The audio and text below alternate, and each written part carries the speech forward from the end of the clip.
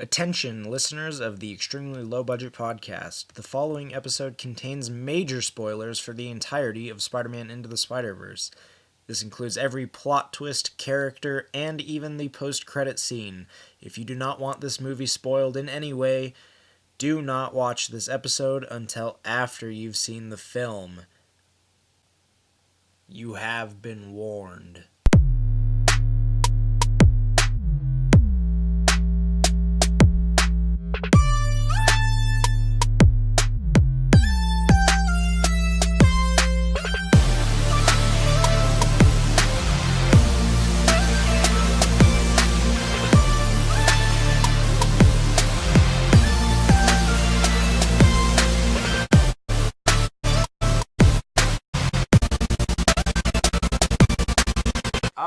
I took out the town's trash. I edged around the, parks. I could have done karate. I didn't need to.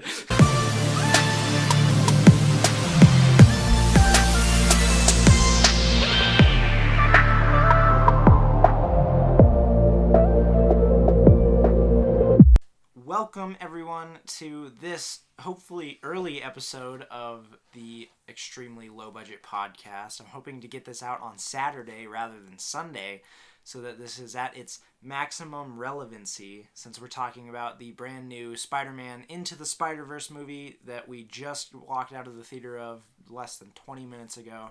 Hell yeah. Yes, so today we're talking, we've been through the Raimi-verse. We've been through the Amazing Spider-Man. We talked about the PS4 game. So this week on the Spider-Man podcast, of course, we're going to talk about Into the Spider-Verse. Yes. I finished the PS4 game. Yeah, Derek he finished it. He knows all the secrets. We're talking about spoilers. I know every secret. Yeah. Actually, my coworker that bought it a few weeks ago finished it before you probably. Yes, but I could only play it 2 days a week, and even those 2 days, most of the time I couldn't play it. At least I have a valid reason. So I guess I don't know. I don't have the one that you have. Well, I'll see what. This is straight off Wikipedia, but it just says starts off, Miles Morales, a teenager who admires Spider-Man, struggles to adjust to his new elite boarding school and live up to the expectations of his parents. Nurse Rio Morales and Officer Jefferson Davis, who views Spider-Man as a menace. After developing a crush on his classmate Wanda, Miles seeks his uncle Aaron Davis for advice. Aaron encourages Miles' passion for graffiti and leads him to an abandoned subway station where Miles can draw. I mean, that's the first paragraph. Right. So, I mean, in the beginning, there's not much. You get a sense of Miles and kind of his family, where he lives.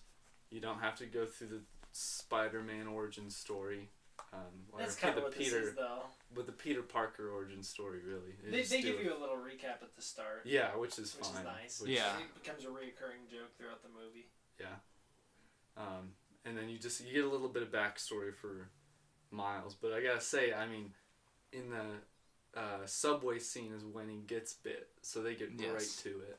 Mm-hmm. So no wasting time with him as boarding school and all that junk. True. Which is nice. Yeah, I mean, at this point, I don't have a whole bunch to say. No, I mean, you do get the funny scene where he gets bit and he gasps and it shows it's a big dramatic. The venom going into his bloodstream and everything, and then he just sits there and stares at it and slaps it out of his hand like it's no big deal. Yeah, that's kind of funny. Yeah, that's good. I guess the other moment that from this beginning paragraph I'd like to mention is when he's stuck in the car with his dad and his dad brings him up to the school. Yeah. I liked that. I thought it was there's some good humor in this movie. Oh yeah, this movie was really funny. It's I don't know. It feels like it's got something for everybody. Yeah. So as it could cater towards the younger audience, it's humor that everybody can find funny. Mm-hmm. Yes. So, and it's done very well. But I got some wholesome laughs from the kids cracking up in the theater. Did you? Yeah. I wasn't paying attention. I was watching the movie, but I was laughing at a lot of the jokes. There was one kid and his dad in particular really Yeah, digging I know, the I comedy, heard and it was making me laugh. Yeah. But yeah, I mean that's the beginning right there. Oh, I don't know if I want to read word for word You're not the gonna rest talk of it. about how #relatable Miles is? How Instagram's been blowing up the past few months ever since they released that, or like weeks, ever since they released that intro clip of him singing while he's highlighting his things. When? What? At the very beginning when he's singing that whatchamacallit song that you played in the car, that Sunflower Post Malone song. Yeah. Yeah. And he like doesn't know any of the words. Oh. The internet loves that. I liked it. Yeah. I mean, it's, I don't know. It's just like, it's all the little details that they had in this movie that really... Yeah, he was like, I know you say #relatable almost ironically, but... No, I say it ironically because of the way people have been like, there's never been a character that's been so relatable. I'm like, Yeah, really? no, Just because he sings and he doesn't know the words of the song? Like, yeah, that's a thing people do, but like, that's really makes him the most relatable character of all time. You probably have more like weird interactions about that since you're still in high school, and I don't really interact with people like that. I don't... In my day-to-day life, I'm not like walking up to people on the street like, dude, that Spider-Verse clip where he's like singing along, it's that's not so like people relatable. at school, it's like all of Instagram. That's been it's- like my Instagram. Oh, I guess It's I don't know, I people haven't that seen like it. comment, like overreact Yeah. on things. It happens for everything, but... I did I think he know was a what you mean. relatable character. I did think Yeah. that they did a good job with them, but Well, it's I'm those... not It's, saying he's like most relatable character I've ever seen just because he doesn't know the words to the songs he sings. it's like, it makes him more like human, you know? Right. Yeah. Instead of like a character. Like a So- Peter Porker. Yeah. So, I mean, yeah, I guess it is like kind of relatable. I don't see it as like relatable, like, oh, I can relate to him because I don't always know the words to every song. It's like, you know, he just seems more like natural, I guess. Yeah. I guess natural is a better term Mhm. for me to use, but so yeah, I mean, he gets bitten and then he's unable to contact his uncle Aaron because I guess they don't mention it here, but he really looks up to his uncle. Mm-hmm. I mean, you get a sense of it in the graffitiing the tunnels scene. Yeah, well, and then he goes to his him. house. Yeah, Yeah. he goes to his house to hang out with him, and it's clear that he doesn't have a great relationship with his dad, but I mean, they kind of address it throughout the movie a little bit. So, and he develops his spider-like abilities, climbing walls and Mm-hmm. sticking to ladies' hairs. Yes. Changes? Big changes. What? That's the line from Maguire when he gets his powers and he's like looking at himself in the mirror. He's like, changes? Big changes. Because he's got like abs.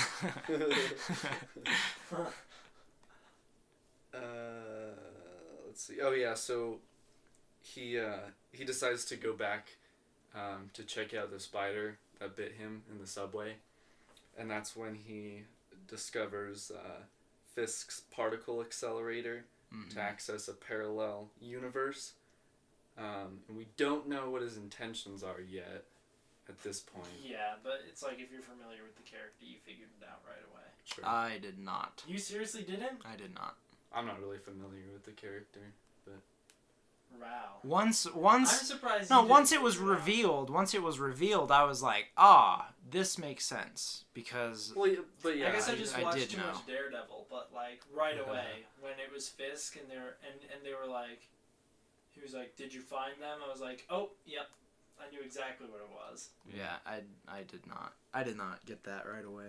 I couldn't Dang. quite. I was like, he's making the particle accelerator, and then there was like a line in there somewhere where he's like, it's not always about ruling the world or whatever. I was like, what the hell is it about? I give Alex a pass because he didn't watch Daredevil, but you, I don't give a pass. Well, he stumbles upon Spider-Man fighting Green Goblin. The biggest monstrous monster, Green Goblin. Yeah, the big monster gobby. Yeah, Monster Yes. Gobby. And they're inside the particle accelerator. Mhm. Like, it's like a giant room underneath. Kind of like the Cerebro room from X-Men. That's what it reminds me of. Kind of like a big, just like empty paneled room. But anyway, so he ends up getting in the middle of it, and then Peter Parker's Spider-Man senses, he's like, well, you're just like me, after he like saves him. Right. Or whatever. And well, then he goes back to shut down the particle accelerator, but he doesn't quite win, and it activates, I guess. Right. And then well, first actually, he's like, whoa, you're just like me, and then kind of out of nowhere is like, stay and I'll train you. I was like, that's a weirerd thing to throw in right now. Really? I thought it was like very like I was like, I don't think that's how a normal interaction like that would have gone. Yeah, I thought it was like awkward. Really? I didn't have a big problem with it. I know like Peter and Miles don't have an established relationship in this universe, but like I figured, I was like, yeah, it kind of makes sense that he'd be like, I found another spider person who's just a kid. He's probably like, oh, this kid reminds me of me. I wish I had someone who showed me what it. I don't know. I didn't have a problem. I I guess to me it was just like Peter's like good nature. Well, it's kind of like his like battle talk when he just like, you know, he's just kind of not serious about everything. Like quippy. Yeah, quippy. So like it's kind of he thinks everything's gonna be okay, like he's gonna fix everything or whatever. So he's just like, oh, I'll take care of this later. Here's what I want to do. Mm-hmm. And then he I know he makes a couple quips that were kind of funny. I can't remember what they were. Yeah. During that battle scene. I didn't like note them, but yeah. But anyway, it felt like a good Peter Parker, at least because he had some quips. yeah. You don't see a lot of him, but No, you don't. So what? The thing explodes. Well, What do we miss? he basically beats Green Goblin, and then the new villain that I didn't know showed up.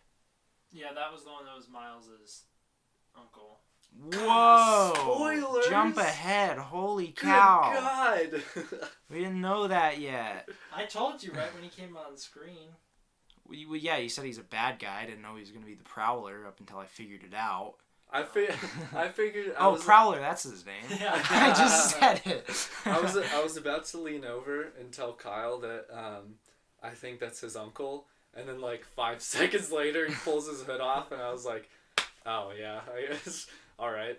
Yeah, I mean, I didn't figure it out right away, but I was like, he's gonna be a bad guy somewhere in here. I just knew it because like when Homecoming came out and that character was in it, everyone online was like, it's the Prowler. The Prowler confirmed. Miles confirmed for MCU. And so I just knew who it was. But Alright. yeah, this whole section of the movie, kind of like the figuring things out. No, that's not the whole movie. Yeah, the whole movie is Kind of the big changes coming. section Big of the movie. changes. Because, Changes, big changes. his learning of his powers, to go back a little bit, I thought that was really well done. It reminded me a lot of the Garfield one, just like less. The learning of his Cheesy. powers? Once he starts developing them and like everything's like, you know, when he's like touching everything and he's sticking everything. Are you kidding me? That reminded you of the Garfield movies? Not movies, plural. Okay, the first Jesus. Okay, that reminded you of Garfield? That was like... I can't remember any. I don't remember it in Tobey Maguire. I remember he gets his hand like stuck to the spoon or whatever, and he shoots someone in the cafeteria with the web. This reminded me of the Garfield one, just in a less edgy kind of way. Like, you know, in Garfield's when he's like gets his hand stuck to that chick's like shirt or whatever, and he like tears it off, and he's like got the pull on his hand, and he's like in the subway beating everyone up with it on accident. It kind of reminded me of like when he gets his hand stuck to Gwen's hair, and like he's trying to pull himself off of her. I guess it reminded...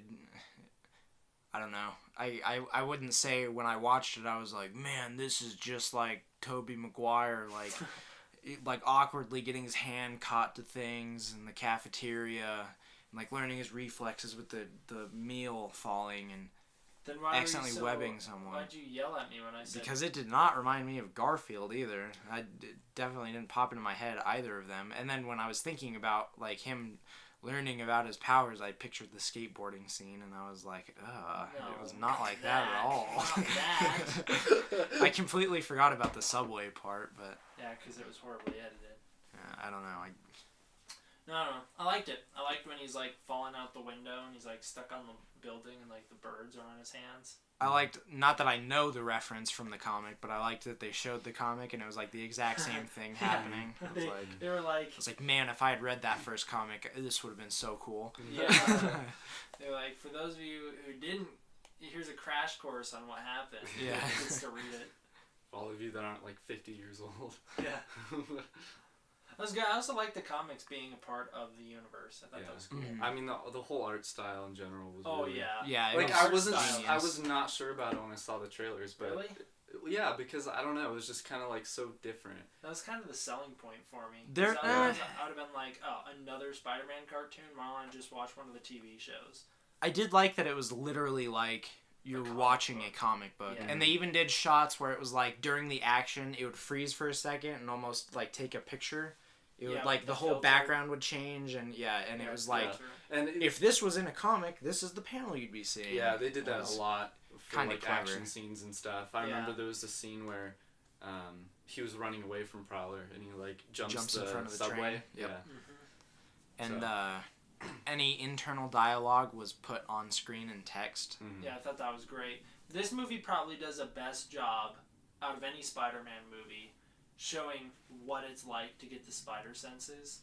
Like, out of all the ones. Oh, Well, because like, you can 'cause you physically can- you can see it. Yeah. This one does a great job. Not only can you see the waves above his head, which you can, like, he's got that, like, repeated thing of, like, why is my voice so loud? When he's, Yeah. like, when he's, like, thinking about things and everything's around him. You see, like, all the comic booky panels pop up on screen. He's in the middle, and then it has, like, box panels around him showing everything that he's perceiving at once. I thought it was great. I don't know how you do that in live action. The only way that the movies do it is they slow down time and like zoom in on Right, their faces. Yeah, and that's like, the thing is you can't like Yeah. you can't Yeah. do it the same way. Which is why I think this works so well. yeah. Mhm. Is because, like, this is it. Well, you get away Yeah. with so much because if you're animating, you can do like all kinds of different stunts that you don't have like to. literally The anything. So, ending yeah. battle especially. Well, yeah, I is- mean you're right. You couldn't do that. Oh, I guess Doctor Strange is the most comparable to the ending battle of this movie, but even then, it's not as crazy. We'll get there. Where were we anyway? The, we so didn't- the collider, Collider we're, explodes. we're still in the beginning of the movie. Yeah, So, I'm Wow. just saying. The collider explodes, Crushing Peter. crushing Peter. Well, at least his leg. yeah, I felt like he should have been able to get out of that. If He was tired, he said He it. did mention he was tired. Yeah, Yeah. true. If he got impaled, I'd be like, oh, How long No was way. this You Peter can't Spider-Man? mention He said it at the beginning. 5 years. It was more than that. It was 11? 10 He was It was 10 married to years. he's Something married like to Mary that. Jane. No, it was 10 years. Yeah. He'd been Spider-Man 10 full years. Yeah. Because then He was the 26. The other Spider-Man we meet had been Spider-Man 20 years. Yes. And important to note, different than in the game, he's only been Spider-Man for 5 to 7 years. Why is that important to note? It's not. I just Okay. But that was like the first thing that popped into my head when he's like, I'm Spider-Man. And he's like, I've been the only Spider-Man for 10 years. And I was like, oh, that's funny. The other one. And it like immediately triggered my mind. So, this Peter Parker, married to Mary Jane. Yep. Mhm. Blonde. Blonde. That's how you know he's not the real Peter Parker. Still has an Aunt May. Still has Still an has Aunt an May. Aunt We'll definitely talk about her a little later. Yeah. I thought she was going to be a superhero from the trailer. Oh, really? I didn't even... I didn't think she I was don't think Aunt I May ever in the saw a trailer with her. And she's in the trailers, although in the trailers it makes it look like she's one of the spider people. Oh. So I didn't think Aunt May was going to be in this movie. But yeah, he's still got an Aunt May.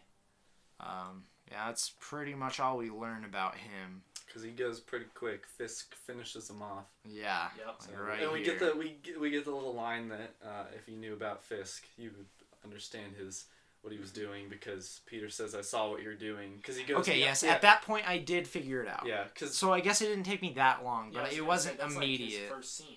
Yeah, it wasn't immediate. I guess I didn't know he had a kid. Actually, I was just yeah, like, I didn't know he had a kid, but I was like Vanessa and who? But I knew it was Vanessa. That it was his big deal. I guess I figured that out. But yeah, I mean, I guess what Fisk like is like putting his head in the black hole that they're creating or whatever. Oh, that was Goblin. Yeah, that was Goblin. Yeah, Gobby right. did that. Right. Explodes. His legs are crushed. He's Tired but quipping. yeah. Yeah, he didn't seem to take that situation very seriously. I would have thought he would have had a little more urgency when he was like, "Miles, you got to do this for me." But he's like, Yeah. Well, Miles comes up and "Yeah, he's talking like, to do him it, buddy." before. You got it.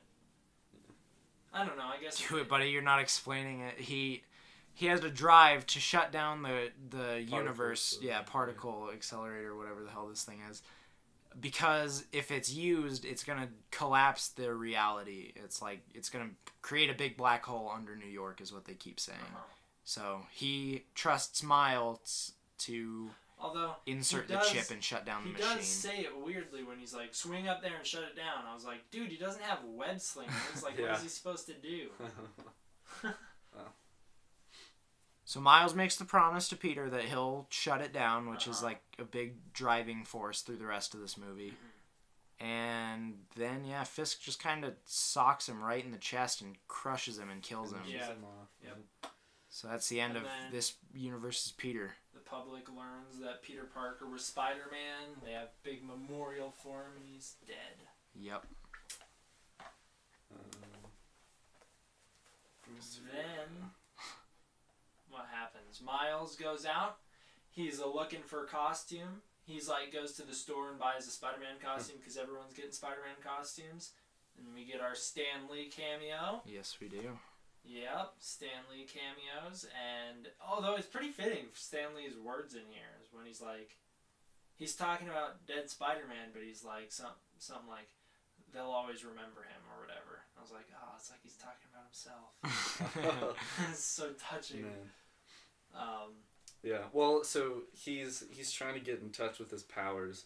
So he goes up like the building. Yeah, another good scene. He goes up. He climbs up one of these big buildings, and he looks down, and he's about to jump, and then he goes back down the stairs. Yeah, it reminded It was me like of the that timing cut was from really good. Venom.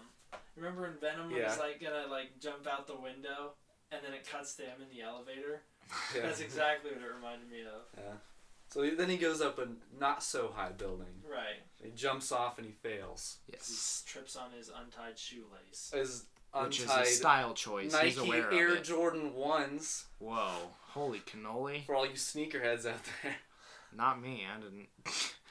They were shoes. Anybody think it was weird that he could like stick to the walls with his shoes? That's something that I've always had a problem with Spider-Man, is every single Spider-Man has done that. And it was especially noticeable to me in Infinity War. You know that scene when he jumps out and he's on the bus and he sticks to the bus and he puts his mask on? Mm-hmm. You see him pull out his backpack with both hands and put the mask on. And then that scene was the first time it clicked for me where I was like, wait a minute, he still has his tennis shoes on. And then I like went back and saw it, and in every Spider-Man movie he does that. Yeah.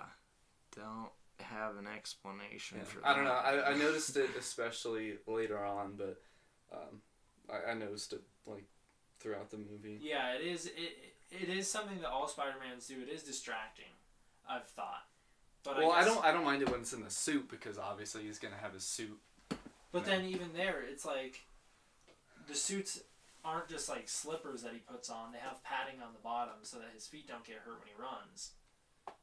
So I guess Dr. Scholl's. I guess the quote unquote explanation would be like, well, the spider hairs in his feet just like can shoot out, extend through. Oh God! It doesn't make any sense, but I've come to accept it ever since like Infinity War when I realized it. I got over it pretty quick. But well, apparently not. Well, now that we brought it up, I have some grievances to air. But no, yeah, I didn't have a problem with it in this movie because I've already gotten used to the idea of like he just does. How does he lift so much? He should have the proportional strength of a spider, but he has way more than that. All right. Confirmed Spider-Man worst superhero ever. Here to hear, folks. Need my Superman who can just like do anything at will. With no explanation needed because he's an alien. Yeah, So that's the only allowed. explanation you need. He's Especially like the 70s, 80s Superman who just like made up his own power set. He's whenever invincible. felt like. He could do literally anything. Well, the Superman writers were like, well, I guess they were just comic writers, and every time they would think of a new power, they'd go, would this work? And so they'd write in some storyline in Superman giving him that new power just to test it and see how people would react to it. And if people hated it, then it wouldn't happen. And if they liked it, then here's a new superhero with that power. Remember when Superman could kiss people's memories away? Do you guys remember that special type of kryptonite that makes Superman gay? Pink? No, I didn't know about that one. It's pink kryptonite, if you couldn't guess. It happens in one comic, though, so it's not... I don't remember why they did it, but... just, who knows? I think Lex it was just like some Luthor kind was of joke or something. Ah. But yeah, it's true. It actually exists. I was shocked when I found out about it. Oh my god. I've known about that for a while now. Yeah. That's one of my favorite Superman facts to bring up. Well, this is Spider-Man into the Spider-Verse. But he damages the little... Irresponsible Chip. Miles. How could he? I was like, when he did that, I was like, oh man, how could you not leave that at home or somewhere safe? Like, I don't know. I was disappointed in my buddy Miles. I So believed in him a little more. He gets pretty upset and visits Peter Parker's grave. Mm-hmm. And who shows up but Peter B. Parker himself. Whoa. Peter B. Parker. And so obviously he's pretty surprised, and he like zaps him when Peter tries to get his attention. Yes, learned about a power I did not know existed. Yeah. Was that Miles Spiders. Morales? That was one that I was unfamiliar He with. can shock people. Mm-hmm. I knew he could go invisible. I didn't know that either. I did not know he could shock people. And I guess I should have, because spiders can do that. So. Shock people. Just kidding. Yeah, I know, they do it all the time. We should have known because it was in the Venom post-credits, but it didn't click with me in the Venom post-credits. It was... They showed that part. They showed him get shocked. They showed sure a really edited version of that sequence where you see Peter walk up behind Miles, and then Miles turns around and shocks him, and Peter falls over, and then immediately the police show up, and he shoots the web. And in the Venom version, the web hits the train, and then they go off on their adventure. In the actual movie, the sequence is like 5 minutes longer. Yeah, much more extended. But we also learn about Peter B. Parker, who's from an alternate universe. Sad, depressing Peter Parker. My God. Oh my God, that was not. There's some so funny, there's some dark stuff in this movie. Yeah, Peter Parker is not depressing. He is depressed. Yeah. Like. Yeah, but he's not. He finds his happiness. He's not only depressed, but he's like suicidal in this movie, as made abundantly clear by the ending. I'll explain it to you, I guess. Your face says that you didn't get this. I did not get it. Okay, well, we'll get there at the end. But this Peter Parker, he states that he's had to bury Aunt May. Yeah, it's just like straight up. He's like listing off the things he's done. He's like, buried Aunt May. And I was like, Jesus Christ. No, that's great, because it's like, it's the first Peter Parker's like, save the world, I'm a superhero. And then this one's like, save the world, I guess. Kind of did it a little too much. Yeah. And Aunt May died, and I got divorced, and it's all well, he's like, got together with Mary Jane, married Mary Jane, marriage went through some struggles. Now we're divorced. It was like, whoa. Yeah, and then it cuts cow. to him crying in the shower. Yeah. Oh my God. He's like, I dealt with it pretty well. Yeah, and he's sobbing in the shower, and that's like still right after he says he buried Aunt May. Oh my God. Apparently his... I found it quite funny, though. It's some dark ass humor for sure. I mean, I could laugh at it, but I was also like, what the hell? I laughed because it was so dark. It was like, oh my God, they just glanced over that. I kept trying to figure out the whole time, though. I was like, is this supposed to be like main universe Peter Parker? By like the middle, I was like, no, it's not. It's supposed to be like another offshoot. Yeah. What would main universe Peter Parker be? Not divorced and not fat. Yeah, he's got a beer gut. Also. Yeah. His spider metabolism's not keeping up these days, I guess. That's too good too, because you see him eating all the pizza. Because, I mean, that's like legit one of Spider-Man's powers, is that he's got a super metabolism, which is why overnight he went to bed skinny, woke up with a six-pack. Like, that's part of the character, and somehow this Peter Parker's metabolism's just like, never mind. So he's got a little beer gut on him. It's funny. The sweatpants. I kept trying to figure out why he had the sweatpants and the coat in the trailers, but then the movie does a good job explaining it's because when he teleports dimensions, his suit gets all ripped up. Yeah. It's good. That's funny. He's in sweatpants. Like, Yeah. that's the whole movie. Yeah. I much preferred him without the blonde hair, also. Yeah, it was weird seeing him with blonde hair. Yeah. I don't know why. So it was like, this is the... Just not right. It was trying to let us know, like, this isn't the Peter Parker we're going to get. I guess. Well, he shows up and so Just a kooky little chase ensues with him and It's the pretty police. yeah. Yeah, I have a good time with it. Nothing funny. super special. It made the kids in the theater laugh. Yeah. I laughed quite a bit.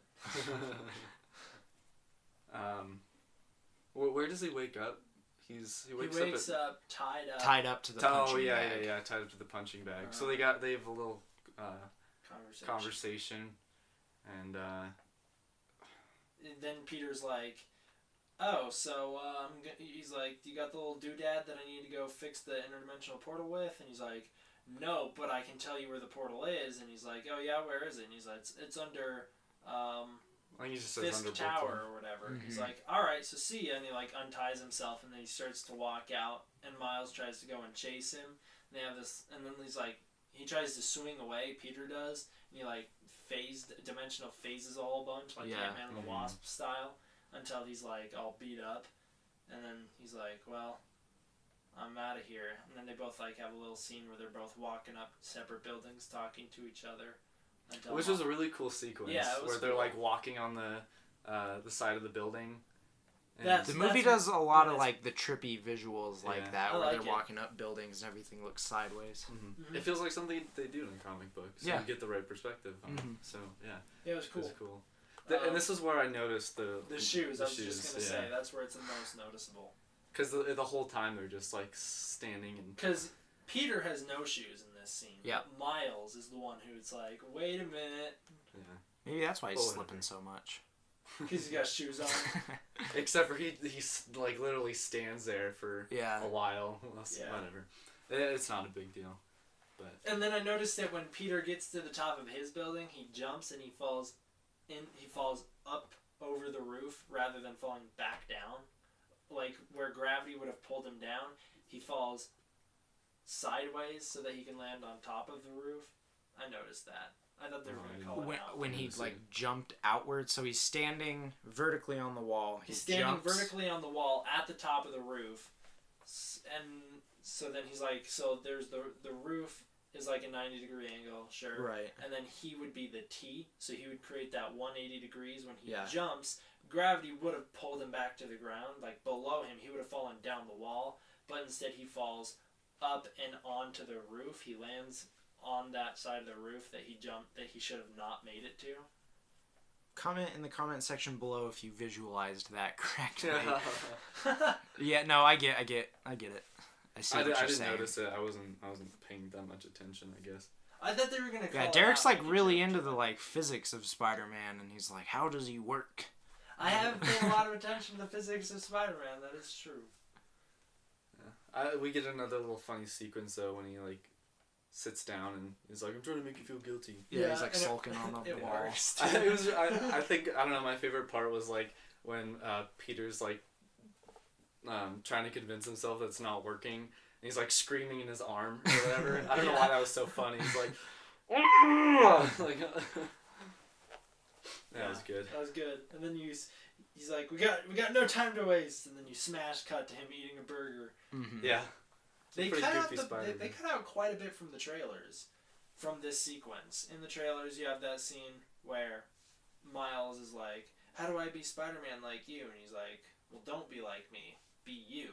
Be your Spider-Man. Don't be Peter Parker." And they cut that scene, and I'm disappointed because I really like that. And then they also cut that part where he's like, see this delicious French fry? This is my universe. See this nasty one? Oh, This is yeah. yours. They cut that from the movie too. Interesting. You focus a lot on trailers. I don't watch them that much.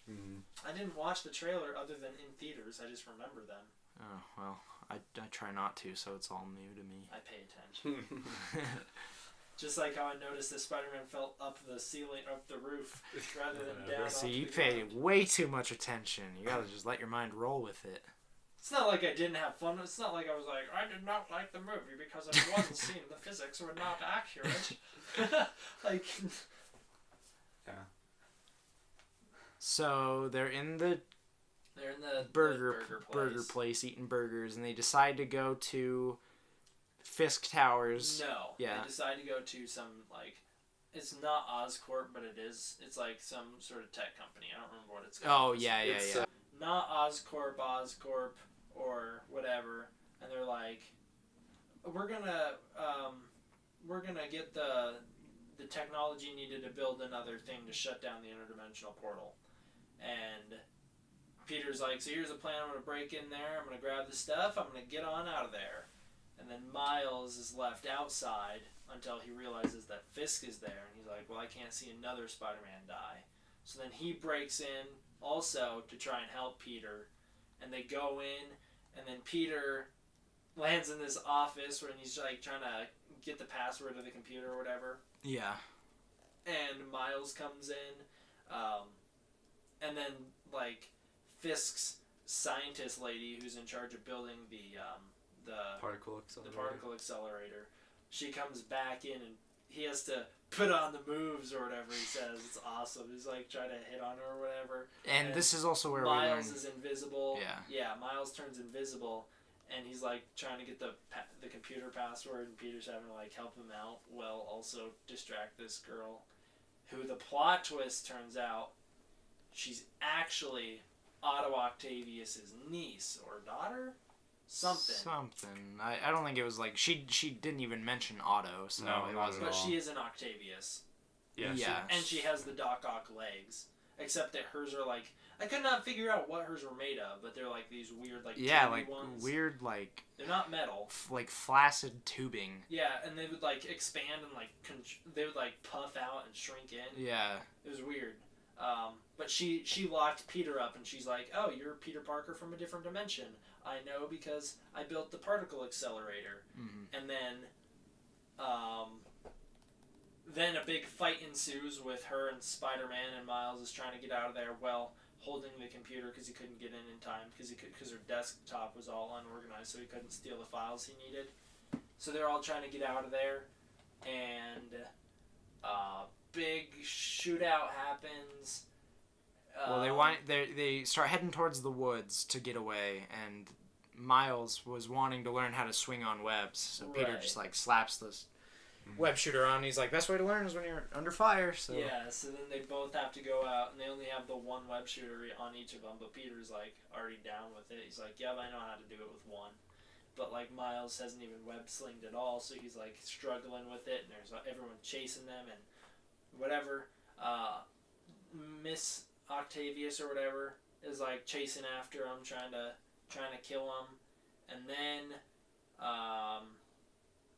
all of a sudden all the guards are like taken out, and it's revealed that it was Spider-Gwen who shows up, and she's like, "I'm Gwen Stacy from earlier in the movie." although she calls herself Spider-Woman, Yeah. I thought Yeah. it was interesting. Spider-Gwen. Yeah. 'Cause I heard don't her they as call her Spider-Gwen. Spider-Gwen? Like, I mean, always. isn't there a universe where Mary Jane is also Spider-Man? Or She's Spider-Woman. Yeah, she's Spider-Woman. Yeah. Yeah, so that's the one that I always think of when I think Spider-Woman is Mary Jane, and Yeah, then her is Spider-Gwen. But Spider-Gwen's more of a recent character than Spider-Woman.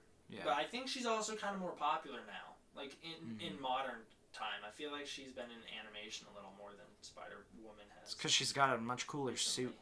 She does have a much cooler suit. That is true. 'Cause Spider-Woman is straight up just Spider-Man's suit. No, But it's different. It's got like Spider-Woman's webbings is, like- under the arm or something. Yeah, but it's like pure red and the eyes look all dumb. I don't like the Spider-Woman suit.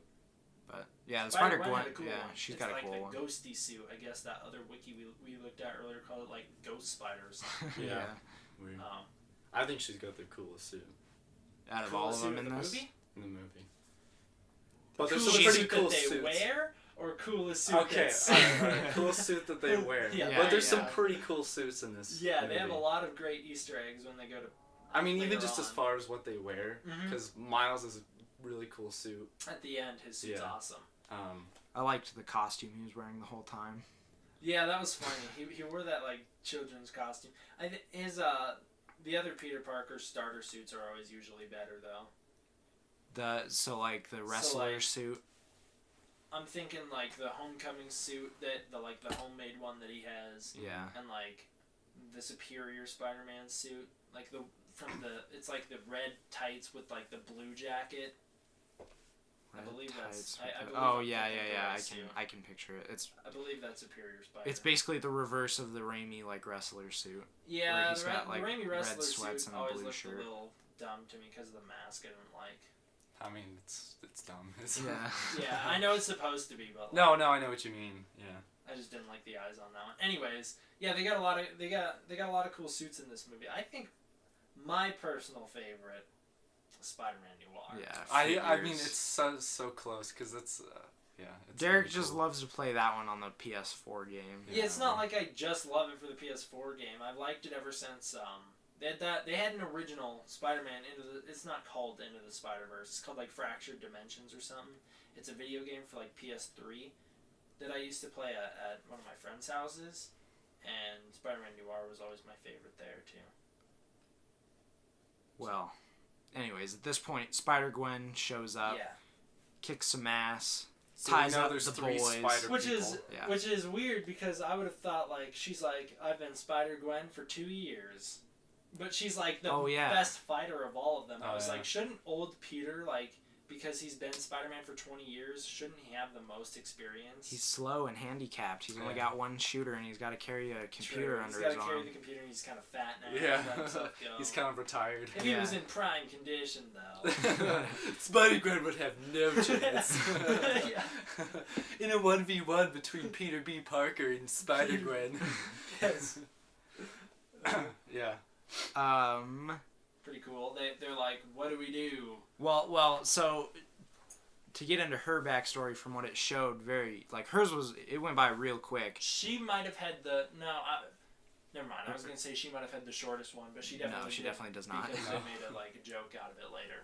Yeah. But So I mean, and this is where we see like this is the second time where they like slap down a comic and they're like, all right, let's third. do. This is the third. Oh Yeah, yeah, because they do because it. They do it. Yeah. They do it at Both the beginning. Peters. They do it at the beginning with For the Peter fir- Parker, yeah. and they're like, boom, Blonde Spider-Man. Peter Parker. They do it again when Miles is like, I think I'm Spider-Man, and then it hits you with like the actual like new Spider-Man issue cover where it's like Miles' face and then reflected as Spider-Man. Yeah, but they don't do the. All right, we're gonna do this one more time Yeah. bit. True, but Not, they don't they do that the to comic cover thing. Yeah. Well, yeah, but so when we get the whole backstory kind of thing, we do Yeah, it for. this is the third backstory. Yeah, that we do. get. So we do it for Blonde Peter, and then we do And it for Peter Peter B. B. Parker Yep. and Gwen Stacy. Yep. At this point, yeah. Yeah. So her story is that She gets bit by the radioactive spider, I'd assume at Oscorp.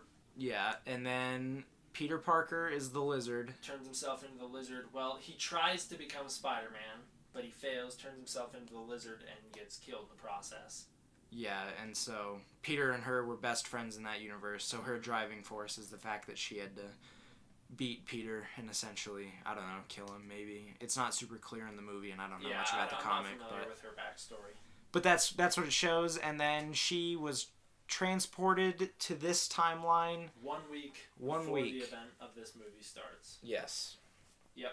And for some reason, she just goes and enrolls in school and is just Because kinda what there. she says, like, my spider senses told me something important was going to happen at this school. So she goes there, and then she's like, and then they triggered again when I saw Miles. Yeah. So, like, she knew. I guess. Somehow.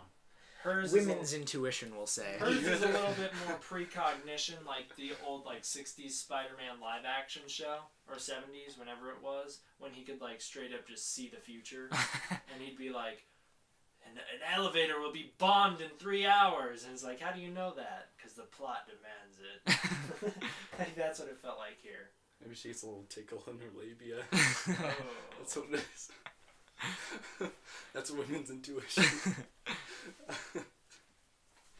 Yeah, so she is driven by the fact that she lost her best friend Peter. She's now in this timeline. Boom, Spider-Gwen. Yep. Yeah. From here, they go to see Aunt May. Yeah. In what was like set up to be a real emotional moment because Peter B. Parker had to bury his Aunt May, as he's stated. And this, so bluntly. This Aunt May just had to bury her Peter. Yeah. Yes. So it was down to be a really sad scene, but it didn't quite wind up as sad as you think. It did not. Because she opens the door and is pretty much like, Peter, from a different universe. Yeah, this is, I was expecting this, pretty much. Yeah. She takes him to the backyard to a little shed, which is an elevator to the spider cave. Yeah. And Like, she's a like... few more That's funny a little lines. pretentious. He's like, is this like your spider cave? And he's like, yeah, if you take away the jet and the car and all the cool suits. Just imagine it smaller and imagine a futon. Yeah. You get some good lines from Peter That B. Peter Parker. Parker's probably my favorite. He was funny, Yeah. He was... But, I mean, this Aunt May is like Alfred as shit. Yeah. She's straight up just like, oh, what can I do for you, Master Wayne? They go down into the bottom of this big spider cave, and you get like a wall of all the dope ass suits, which includes my personal favorite, which is that Stealth Suit 2.0, which is the green one. Yeah. The Disaster Island D-Man suit. And you see, I mean, along with a bunch of other suits, but you also see the White Spider PS4 suit, which I was cool. like, that's a nice little. I know. That's a fun addition. Like, I was just gonna say, especially if you played the PS4 game, you're gonna recognize like all the suits. Mm-hmm. Yeah, at least almost all of them. For real, yeah. They had had like Iron Spider in there. They had that weird gray one with like the red patterning on the front, and he's got that like spike on his head. The one that looks really bad, so no one ever plays as it. Punk suit. Not the Mohawks. It's like a gross looking gray suit. It's like pure gray. Yeah. I can think of And it. he's got the like one spike on Kind his of like head. pillow cushiony. Yeah, it's like, gross. You Yeah. got that I one. remember that one. What was the one Comic that I Iron Spider. saw? You've said so many suits, you bastard. I can't The think one of it that now. shows up the most, especially in the end credit art, is the Secret Wars suit. Yes, the okay, red that's blue the one. That's the one I was trying to think of. Yeah.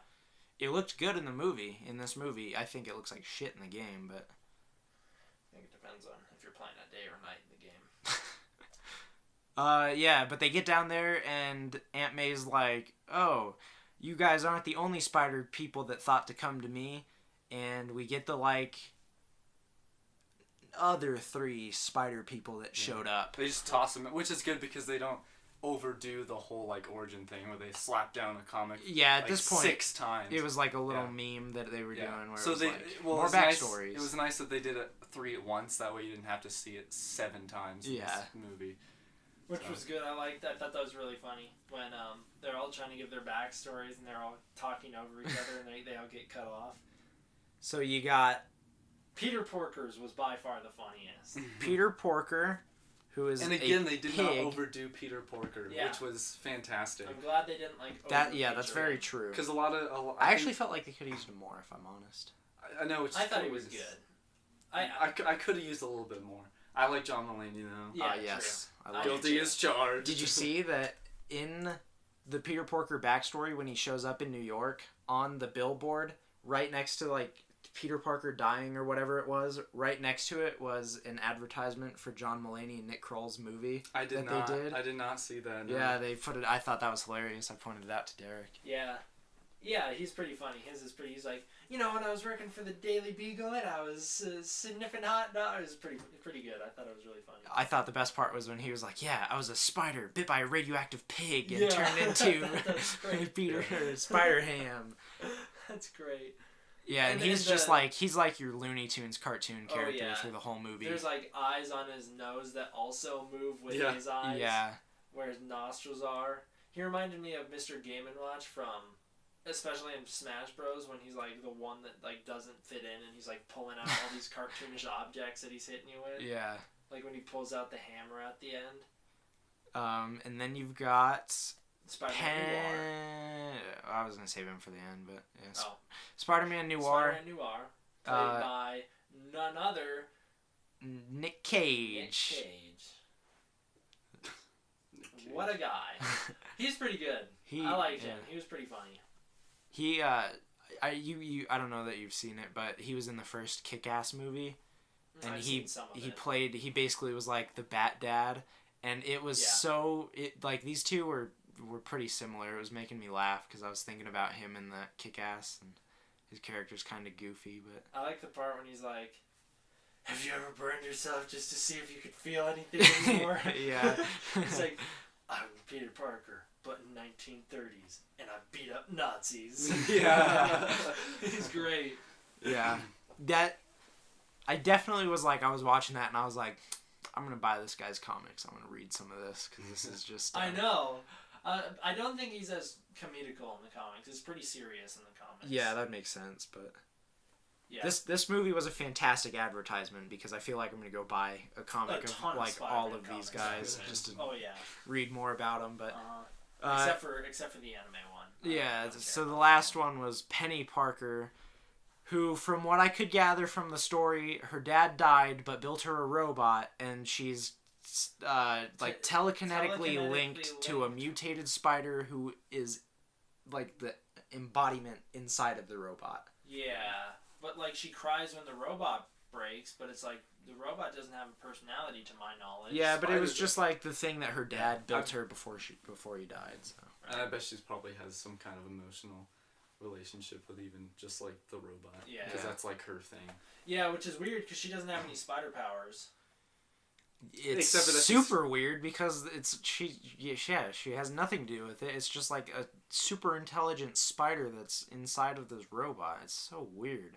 I think it would have been great if they put Spider-Man in here, the Japanese Spider-Man from like the 60s, who instead of putting on a suit, he would shoot from his watch. He would shoot out this like suit and it'd fly up and just like T-pose in the air, and he'd step into it, and then he'd be Spider-Man, and he'd like jump into a room and there's like guards in front of him, and he'd just pull out a gun and like gun them down or whatever. So I might be mixing Japanese one with Turkish Spider-Man, but they definitely both of them would have been great additions to this movie.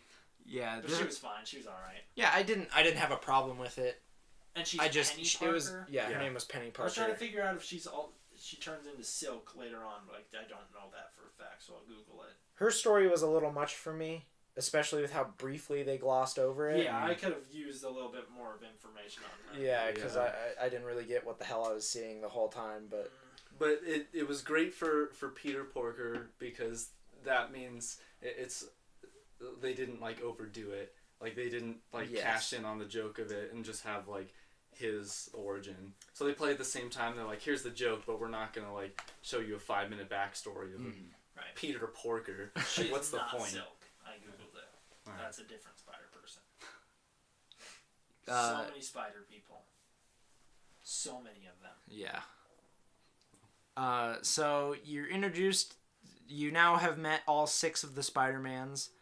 Yep. And they basically pick on Miles and tell him that he's an inadequate little boy. They seemed pretty mean to him. Like, they didn't even know what he was up to. They didn't know.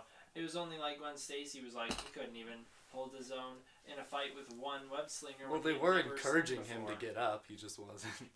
Yeah, but they also were sitting there like beating on him. And like... every time he'd get back up, Nick Cage would just knock him over again. Surprise attack every single time. Yeah, so they make him feel inept, and he runs away. Mm-hmm. And he goes to visit his uncle. And then... But his uncle's not home. We find out his uncle is actually the villain whose name I don't remember. What's his name? The Prowler. The Prowler. He is the Prowler, and he comes in with this big robot suit or whatever, and he takes off his mask, and it's like, oh no. Wait, yeah. Oh, yeah, because he runs away to... Yeah. That's right, yeah. Then there's a little chase that ensues. Right cool. Here? Mm-hmm. Yeah. It's a pretty cool little chase. Because he climbs out the window. Oh, yeah, and he uses like his heat vision to see him because Miles is invisible. This is that. Yes, I'm sorry. This is that scene we mentioned earlier where Miles jumps in front of a train and it like, bam, hits you with that comic splash page. Is it really? No, it's at the beginning. That's When at the he's- beginning? Yeah, when he's running out of the subway tunnel. Because he's in the subway. way. Yeah. So Because he didn't have his This one costume or this anything. is the one when he flips over the car. Yeah, Yes. this is like the big motorcycle chase. Right. Yeah. Pretty cool though. Still. Mhm. Yeah. So basically, the Prowler is chasing him. Miles knows that it's his uncle. His uncle does not know that it's Miles. Right. He's chasing him, and then he just kind of pulls back and starts stalking Miles. And then Miles. Presumably, the next day, it just kind of cuts straight leads to them it. straight to Aunt May's house, where Yeah. all the Spider-Men are hanging out. And they've got a new chip. They made the new chip to did. destroy That's this what- collider. Penny That's is what. Yeah. good Penny for. Parker. That's all she did was Yeah, build the new make- chip. Yeah. Yeah, and then he gets there and like, were you followed? And he's like, nope. And then all of a sudden, Scorpion busts in and Okay. Doc Ock. Prowler busts in and Doc Ock busts in. And Tombstone. Is that what that was? Yeah, that was Tombstone. I was trying to figure that out. I saw that on IMDb. I was like, oh shit, that was Tombstone? I was like, I didn't know who I was that like, that white looks dude like either was. Frankenstein or that looks like I'm thinking like Jaws from James Bond. Not really though, but kind of. I mean, I see what you're saying, but I was like, I have no idea that, but it makes sense that it's Tombstone. yeah, that was Tombstone. It would have made more sense if they gave Tombstone Fisk's body structure. Yeah. Make him huge. Yeah, But not yeah, like, but that's the kind head of is like small. the Fisk thing. Is Fisk is like yeah. almost a blob character where he's just like this massive boulder that It moves was funny towards people. sometimes when he took up the entire screen. It was just like Yeah. a black screen with his head. His little head and in then, the like middle. his little tie and everything. He's Yeah. got like really broad shoulders. They're It's huge. pretty funny. Yeah, I liked Fisk's design in this movie. You did. I kind of found it to be a bit too exaggerated. Yeah, I mean, it was cartoony, but I thought it fit. I thought his head was just too small. I It was. I It was was small. fine with Doc Ock. I didn't quite get the I like didn't know what weird it was made tentacles. of, but I was alright with it. I was fine with Tombstone because that's I didn't pretty. even I know who don't. it Yeah, was, I don't but know yeah, who he I was. was okay with it. Prowler was alright. Hated Scorpion. I thought he looked terrible. It's a good thing he didn't get much screen time. Yeah, Yeah. I thought he. I was like, Oh, the Glenn- whole time I was looking at him, I was going, please don't tell me that this is Scorpion. Like, this just is so stupid. I like his, like, neon green look from the game where he's like a guy and he's just got that big robotic scorpion tail, Like but half instead. man, half robot Scorpion. Instead, they were like, we're going to take this.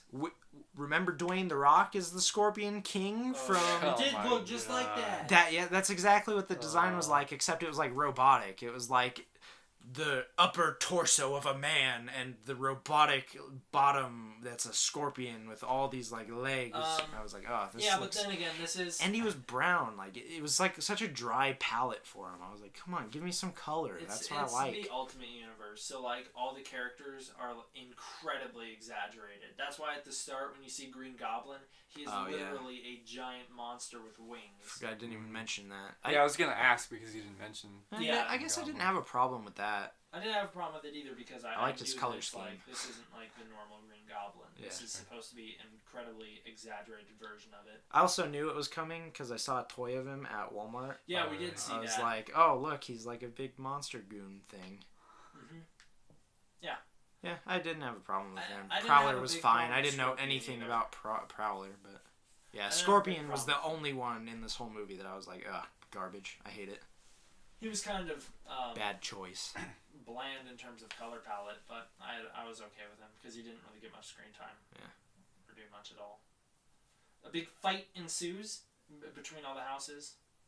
Yeah, Aunt May keeps asking everyone to just go outside to fight, Nails Tombstone with a baseball bat and knocks him out.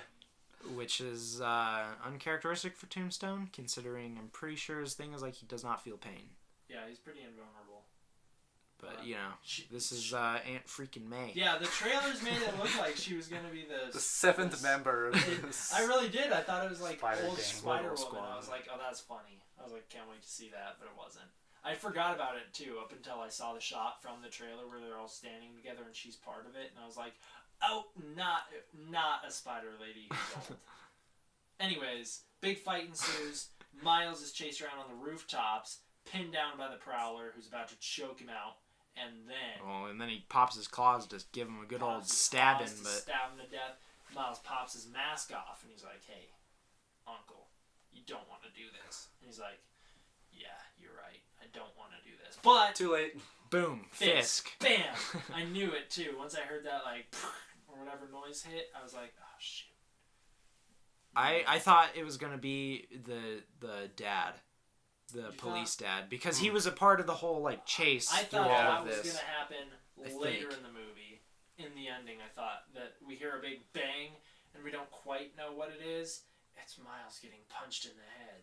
But I was like, oh, did the dad just shoot Fisk? No, that didn't happen. Yeah, I thought it was gonna be the dad just shot him, and I was like, oh no, big family thing. He just killed his own brother, and nope, it was just Fisk. Like, yeah, he's too slow, I guess. I don't really. Yeah, and Spider-Man. Oh, by the way, when I was saying earlier that like either Japanese or Turkish, I know Turkish does gun everyone down, Spider-Man, but like maybe Japanese does too. He just doesn't. Definitely Japanese has that weird goofy watch that shoots his suit out that T-poses.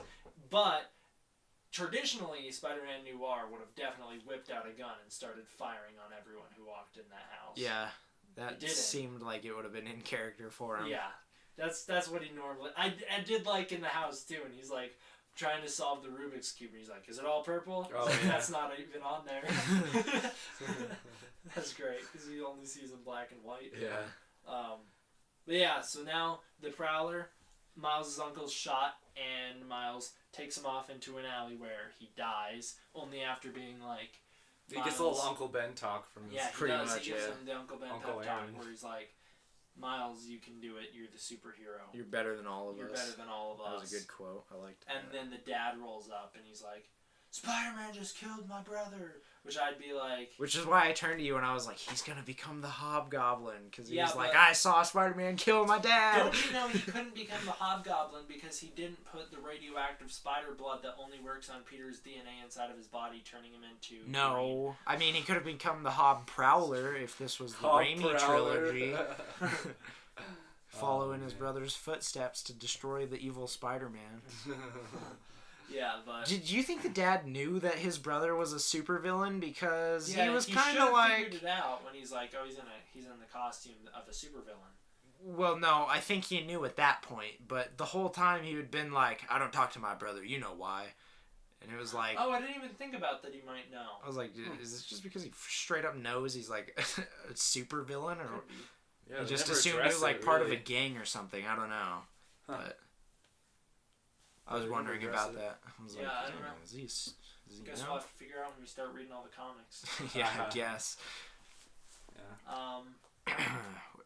Now here I can't quite picture So then the next Miles step. is all broken up and he goes back to his dorm, and then Oh yes. all the spider people show up at his dorm and they give him a little pep talk where they're like, we all lost someone close to us, and Peter's like, I lost my Uncle Ben, and Gwen's like, I lost Peter, and then Spider-Ham's all crying and he's like, sometimes you just can't save everybody. And I then, thought it was a good sincere moment from the Goofy character. Yeah. I didn't think it was like a joke. Well, He said it super sincere. It wasn't Yeah. like Derek did it. He was like, that's the hardest part of the job, kid, is sometimes you just can't save them all.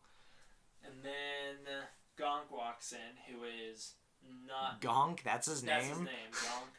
It's Ned, but before Ned. Okay. Yeah, he walks in, they're all like up on the wall trying to avoid him. And then he turns around and he's like reading a Spider-Man comic and he sees them all up on the wall. And then he passes out, he's all shocked and he passes out and they put him in bed. And then all the spider people are like, well, peace out, Miles, and they just ditch him, and then Peter's like, yeah, listen, we don't believe in you, so I'm going to close the portal, it will kill me, because I'm going to be left in your dimension and I'll die here, but it's alright, because you'll be Spider-Man someday. And he's like, it's just a leap of faith, kid, you'll know it when you feel it. And he jumps out the window and they're all gone. But before he does, Miles is like, nope, I'm coming with you. And Peter like webs him up to the chair. And so he's all webbed up. And then when he's webbed up, his dad comes by and is like, son, whatever you choose to do in life, don't make people pressure you.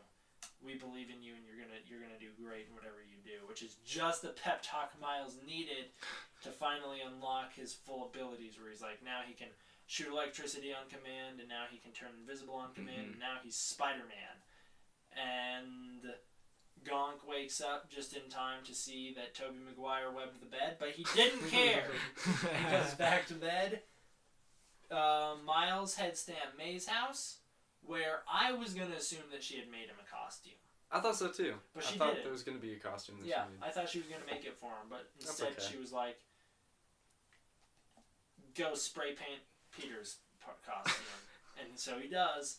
And Why did it's it a pretty fit cool him? costume. That's what I was going for. I was like, it makes sense if May made it because it's way too big for him. Yeah, he even that's looks cool. up at it and he's like tiny compared to it. Yeah.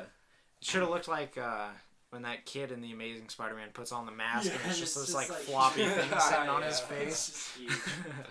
Yeah, but Miles' suit is really cool because Oh yeah. he makes it like his own suit. Mm-hmm. Yeah. So it's it's like not he like paints it all black and then paints his own little spider symbol. Yeah. And he's got like he left some of the red of Peter's suit in there, so there's like red chunks on it, and the hands. There's like a cutoff where the black spray paint ends and the red is through. It's pretty cool. I think it's a great design. yeah. So it's unique to him, which is like just my favorite. And the red outline on the eyes is cool. It's good because it's different than the white outline that all the other Spider-Mans have, or the black outline. Yeah. Yeah, I really like this suit. So then he climbs back up to that tall building, and he's like, I can do it now. Because May made him some web shooters. No suit, but web shooters. Yeah, Yeah, she she made, had I that forgot. ready. She made them. She's like, "You're custom made. They're actually gonna fit you this time." Not that they didn't before, but here you go. Well, I think that the issue was remember when he was in the woods, he couldn't do it with one hand because he couldn't reach the thing, so he had to use his other hand to shoot the webs each time. So now it's like she made it so that it fits his palm, I'm just so saying, he if you can use listen his to own 90s hands. Spider-Man, that doesn't make any sense. 90s Spider-Man cartoon tells you it's the pressure from your two fingers. It's designed for that. And if you put any other pressure on there, like making a fist or something else, not going to activate. It's specifically triggered for your two fingers. Just saying. Although I did like how this movie finally explains how he releases webs. Yeah. He's like Double double tap to tap it, release. yeah. And I was like, I didn't know that. That's cool. You know, Anyway. it wasn't eating me. I wasn't like, man, how does that happen? I just kind of figured that when he kind of let off the pressure, it like cut the web and then he'd grip it with his hand, but... I guess I'm just overthinking it again. Again, yes. Yeah, very much so. Miles jumps off the building, does a cool flip, the window explodes. Really cool when he's like falling and it's like the camera's all upside down. That was a Looks super great. like comic book thing. Oh, yeah. And then it like actually cut him into panels while he was falling and stuff. Yeah, it I looks like that great. a lot. Looks great. He slings his way on over to the final boss fight where they're in no, not yet. Yeah, you got to talk about the awkward bread scene first. That was so weird. So then they make it to Fisk's tower or whatever, and he's like having Really, a party. yeah, odd. I was trying to figure out what the hell was going on because like Davis is there, Miles' dad is there, and Mary Jane is there, and I was like, both these characters should be like, Fisk is a bad guy. Yeah, Especially Mary Jane should be like, this guy killed Peter. So why she was there, I thought it was going to be like a big revelation that she was a bad guy, but it never came up. yeah, Well, Fisk maybe was. they don't know that Fisk killed him because he just said to get rid of the She would body. have had to know. Well, I guess Mary she's Jane a part would of have been it. like, yeah, she would have been like, me and Peter were married. I knew he was Spider-Man. Yeah. She would have had to have known that Fisk is at least a bad guy. Yeah. But, I mean, the official report was that he died from, like, rubble from the earthquake, but also, how did they find the body? Well, I guess they just took him out, huh? Yeah, they said get rid of the body, so Yeah, they don't that's tell right. you how. But Yeah. Yeah, so Fisk is, like, throwing this banquet in Spider-Man's honor, which I thought was odd. I didn't quite get it. I And think he it's was like also, a like... ruse where it's yeah, like, I think that's Yeah. what I got from it. look how much we all miss Spider-Man. At first I thought it was going to be like a big party being like, we killed him! But then it wasn't that. No. And then all the waiters all are the dressed up like waiters are dressed as Spider-Man. Spider-Man, and so our characters are like, oh, well then we can just walk right in. Yeah. And they do. Spider-Ham wasn't in this scene. Well, no, how could he be? Yeah. I know, but they like didn't even show where he was hiding. They even showed Maybe where... he was just, like, crammed in the ball. Yeah, well, in no, the he robot wasn't with because her. we saw inside the robot. Maybe he was under the Oh, yeah, because platter. she, like, ate. Yeah, maybe he Oh, was. I do think that they did. I think that I they don't did know. I don't show remember, that. but I don't I remember think either. that would be fitting if he was That'd under be the pretty platter. funny. So. Yeah, so they're all like sneaking in there. I was surprised no one stopped Spider-Man Noir or Gwen and was like, "What?" Yeah, where'd you get these out. costumes? Yeah, but they're all there, and then Peter goes and confronts Mary Jane. And No, well, Mary Jane comes up to Peter. Peter's getting ready to go talk to Mary Jane. And it's super uncomfortable. Because he's got a lot of pent-up things that he wants to say, because in So- his universe they're divorced. Yeah, what we know from his universe is she wanted kids. He was not comfortable with having kids, and so they got a divorce because of it. Yeah. And he keeps like constantly mentioning it throughout the movie. You can see his like change in his thing where he's like at the beginning he's like, I don't like kids, and he's like talking to Miles and he's like, damn teenagers. Yeah. But then there's like a shift where he's like, maybe I should rethink my preconceived biases when he's talking about kids, and then by the end No, he's like, I like kids. no, he said maybe I should rethink my preconceived biases when they were like, we find out who the head person of the lab is, and he's looking at the guy, and then the girl walks by, and he's like, it's the girl, and he's like, oh. So he was like, the bias was. I thought he was saying, oh. His bias was that he assumed the man was in charge when it was actually the woman. I Was thought that he was what he was impressed that Miles reconsidering? knew that. No. So I thought he was like, kids are great. Either way, I he guess doesn't- you he just doesn't have no get to that preconceived later, bias. but you're Either way, still right. you do see a develop in his character where he grows to like kids. Because at the end he even says like, Do I want kids? Yeah. Because he's like all proud of Miles. Yeah. Yeah, and So, he yeah. does quickly become like kind of a father figure for Miles, even though Miles has a father. Yeah. But More of like Miles becomes a son figure to Peter. true. Yeah, that's a little better. Yeah, so then Mary Jane walks up to Peter and he like goes off about, I should have given you the bread you deserved, which is clearly like I should. Yeah, she's like, can we give more bread for table 6? But then he's like, I should have given you a whole bunch of fresh bread. I'm so sorry. Yeah, he's all apologizing. Is this the scene you were talking about where he wanted to kill himself? No. That comes later still? Yes, I don't know how. Okay, throughout the movie, he's like. So, all of the Spider-Men will get the device in and go back to their place, but one Spider-Man has to stay behind to close the portal and destroy Right. the whole thing, and that Spider-Man will die. And the whole time, Peter's like, I'll be that Spider-Man. I'm going to be the one that stays behind. And then at the very end, even when Miles shows up, and I guess I'll explain that a little further when we talk about the end fight, but this whole time, he's been the one that's like, I'll be the one that stays behind. I'll be the one that stays behind. I didn't read that as suicidal. I read that more of. It becomes way more sacrifice. obvious in like at the very end, but yeah. So the bread thing goes on. They go down to the particle accelerator and they're trying to like insert the chip and everything, but Doc Ock shows up. yeah, Doc Ock shows up and a bunch of like just Fisk Armed guards goons. show up and they're like, shoot! They shoot Spider-Man Noir and Spider-Gwen, but neither of them get hurt by it because they dimensional phase. Oh. And then, yeah, Doc Ock shows up and she's beating up Peter until Miles shows up invisible and just beats her up. Yeah. And this is where we get the full reveal of Miles. Yeah, So, he's because before he really had like the control it. jacket Yeah, on. the coat on. Yeah. Really cool. Yeah. Thought that scene was. I think this whole sequence is awesome. Yeah. So you've got like all of the bad guys are here fighting again. Yep. Like- Scorpion shows up Yeah. at least a little bit. He gets knocked out pretty quick when he's like beating up Spider-Man Noir or something, and then Peter Porker walks up behind him and is like, something's gonna fall on your head, and then a big thing just falls on his Big head. anvil, Big yeah. anvil. Yeah, just knocks him out, and he's just done. He's out of the fight. It's like earlier in the movie when Goblin's got Peter pinned down, and he's like, "Hey, what do you think about things falling on your head?" He's like, Oh, yeah. roars at him, and then suddenly a big panel falls on his head. It's like I was trying to save you, man. Yeah, it's like trying to warn you, Norman. And Yeah. then Peter Porker starts pulling out that big hammer. He pulls that out the hammer, and huge he's hammer. beating everyone up with it. The robot girl's robot gets destroyed at this point. A little later, but yeah, Yeah. it does get destroyed. All in this big end battle. Yeah, Yeah, they turn kinda. on the dimensional shifter, and the entire bottom room just goes insane. It blows up, and like cities are just being created. It becomes a big infinite space. Subways and cars. Yeah, only like fragments of the original building that they were in are still there. It's like disintegrating into like this big collided dimension, and this huge fight is going on. Fisk shows up, and he's in the mix a little bit at the end. thought it was a really cool fight. Yeah. I didn't think they had enough team-ups where they were, like, using each other's powers to their benefit. It was mostly, like, one guy is getting beaten, and then the other one swings in and knocks him out.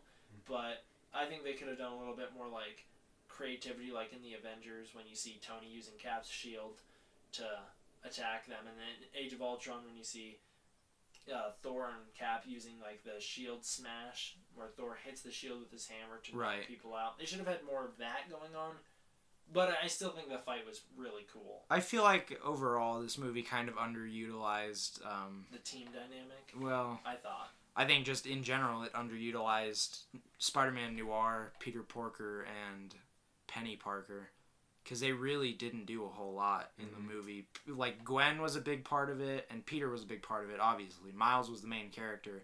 And the other three were, like, the background characters, even though, to me, I was like, these are the guys I want to see, kind of. I want to see Spider-Man Noir do some cool shit. I want to see... Pulls out just guns, just shooting everyone the Tommy back. gun. Yeah. That would have been awesome. That would have been funny, too. But... if he's, like, whipping them out. Yeah, I mean, I get it. I get why they had to be kind movie. of background characters, you know. Yeah. They can't... You can't have a movie like this. Long. Yeah. Like the video game where you have enough...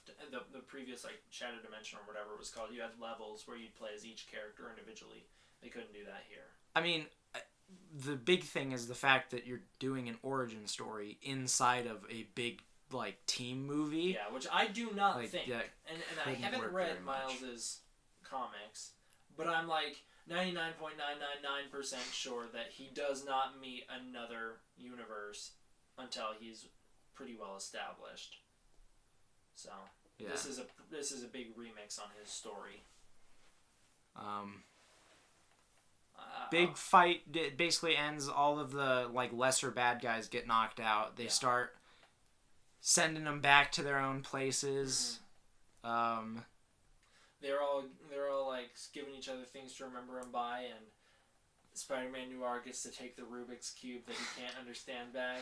He's like, I promise you I'll figure this out one day. And he does. He figures it out. He solves it. But then you have... Peter Porker gives him the hammer, and he's like, this will fit in your pocket. That was my favorite line of the whole movie. I thought that was awesome. I've seen some criticism. I didn't know what joke it was going to be, but I've seen a number of people complaining about, there's a Peter Porker joke that pulls you out of the movie, and it's horrible. And I know what it is now that I've seen the movie. It's when he's like, that's all, folks. And he's like, can you say that legally? As he's being sent off. It's like, it's just breaking the fourth wall. When he said that, I was sitting there funny. and I was like, that's the joke that people got upset about? Literally, this movie will cut away to, like, here's Spider-Man 3 doing the dance. I'm like, how do we have a problem? I forgot about that reference at the beginning. Yeah, I'm like, how do we have a problem with him saying that's all, folks? But we're like, no, they can mention Comic-Con and they can, like, break the fourth wall throughout the whole movie, and this is the one we're upset about? Yeah. I thought it was funny. I agree. I agree. It was just breaking the fourth wall. He was a Looney Tunes character. This movie breaks the fourth wall in a much less annoying way than Deadpool does, because it doesn't do it to be like, we're breaking the fourth wall, don't you see us? Because I feel like Deadpool... A fourth wall break within a fourth wall? Yeah, Deadpool... Isn't that like 16 walls? kind of gets in your face about it, where he's like, can't you tell we're breaking the fourth wall? Because you wanted this.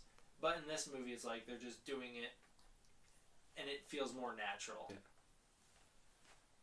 Not that I'm like saying, oh, I hate Deadpool, but I think this works better than Deadpool. They didn't try to do it like Deadpool. They Yeah. would, like, look at the camera and be like, look how goofy that is. Yeah, I think this is a bit more tolerable and less annoying. So then Especially the post-credit scene, which we'll get to. yeah. All of the Spider-Mans have gone back except for Peter Parker, and then Peter B. Parker. Yeah. And then Fisk shows up again to, like, try and kill them. And Peter's like, you go, hit the green button, destroy this all. I'll take care of Fisk. And Miles is like, what the hell are you talking about? You got to get back to your place or you'll die. And he practically flat out goes, yes, Miles, I would like to die. Like, that's what this whole thing has been about. I have nothing to go back to in my universe. Everything with me and Mary Jane is destroyed. Aunt May is dead. I want to die. All he says is sometimes things don't work out, kid. He doesn't. I guess there's a couple things here. One of them kind of goes against what you said, because I think you could argue that he's just doing it because he doesn't want to see Miles get killed by Fisk. He even says, he's like, when Miles is like, when Spider-Man says, I can't see Spider-Man die. This universe can't see Spider-Man die. Because and he's Miles not says, established yet. Yeah, Miles says, neither can I. But here's what I think goes in your favor is when he like sweep kicks him and then he's like holding him by his suit and he's about like ready to let him fall. I don't remember exactly what he says, but he gives him some like motivational talk. And then all of a sudden, like, he seems happy to, like, kind of go back. Yeah, he was like, how do you know that things are going to work out, kid? And he's like, because they just will. And he's like, you got to take the leap of faith. That's when Miles throws Peter's own dialogue back in his face, and he's like, you don't. Oh, well, whatever. It's still along those lines where he's like, how do I know that it's going to work out? And that's what he was trying to hide from. And that's why the whole movie he had been volunteering himself to be the one that stays behind. If it was just in this last moment when Spider-Man's like, or when Fisk shows up and he's like, look, kid, I don't want to see you die to Fisk. I'll stay behind and I'll fight him. You just go close the thing. Then I would have been like, oh, he wasn't suicidal. But yes, the whole movie points to him being suicidal. Yeah, but I also don't think it's like distracting or like, oh, it's so dark. I think it's more... I thought it was dark. I didn't think it was distracting. I think you have a good argument for it, though. Yeah, I mean, there's no way that was not the intention. Like, well, it could be both. It could be the fact that he's like, I don't have anything to go back to, but then it could also be the fact that he doesn't want to see Miles die because he just came to terms with his powers. And he also likes him. He's like, this kid's awesome. Yeah, but he wanted to die. And then, so now it's just the big final battle between Miles and Fisk, and I like how you would think that this movie would end with like a Force Awakens, Rey just gets the lightsaber and like beats up Kylo Ren, established, trained like Sith, but then in this movie it's like, nope, Fisk really like pulls one over on Miles. Miles literally only wins because he like does some cheap little hey with the sparks. Like, that's literally the only reason why. Fisk definitely beats up Miles. I mean, he damn near killed him. He did the like finisher move on Peter Parker on Miles. Yeah. Somehow it didn't kill him. Well, it's because Peter was like had already been beaten up a lot before that point where Miles hadn't. Honestly, I thought Miles might have had another power where I was like, can he just like come back to life or something? Because it very much seemed like he was dead. But yeah, which is where you see like Fisk go down and punch Miles' head, and you hear the big bang, but you don't actually see the fist hit his head. And then you see Miles has his eyes closed, and he like peeks one open. And what I thought was happening is he was going to look over and see his dad. He was peeking his eye up, and he was going to look over because he had already seen his dad inside the booth. Because he was like, "Get up, Spider-Man." What I thought was going to happen is Miles was going to turn around, and Fisk was going to be standing there shot. And the dad was going to be holding a gun, and it would be like a remix on what had happened earlier. Yeah. Although, that's not what happens. Fisk just decks him, and then he gets back up, and he's like, check out this electricity power I have. Yeah. Bam! Although I thought it was a bit, like, anticlimactic when he's like, hey, Fisk, hit the green button for me! And he just happens to bump into it and, like, shut everything down. Well, it was a calculated throw. Yeah, he threw it. Yeah. He knew where he was throwing. But true, I guess. I would have just preferred if Miles swung up there and hit himself. I didn't think the joke was too funny where he puts his hand on his shoulder and electrocutes him. You didn't like that? It wasn't that I didn't like it. It's just like I thought it was a good moment because it flashes back to his uncle, you know, like teaching him that. But it wasn't like funny. Yeah, I mean, it wasn't like a laugh out loud joke, but they had been building to it through the whole movie. It had to come back. I thought it was funnier when he tries it on Gwen Stacy and his hand gets stuck to her. Yeah. He beats Fisk. Beats Fisk. Then everything's kind of wrapped up now. Yep. He's like, there's that weird part where he's like, calls his dad, and he's like, hey, Dad, I know my uncle's dead. And then he goes down as Spider-Man, and he's like, excuse me, sir, and he, like, hugs him. I was like, how does his dad not figure it out right here? Well, he hugs him, then he says, I love you, and then he looks up and sees, like, Fisk all webbed up, and there's a note that's like... Your friendly neighborhood Spider-Man with the graffiti. Yeah, and Spider-Man's graffitied, and I don't know, maybe the dad figured it out at this point? Knows.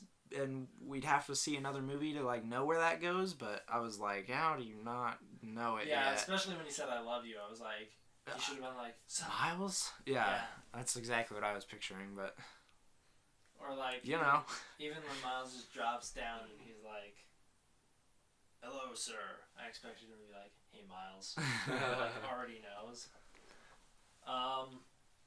Yeah. So then we just get the ending little bit where he's like, "I am the only Spider-Man. I've been the only Spider-Man for 2 days."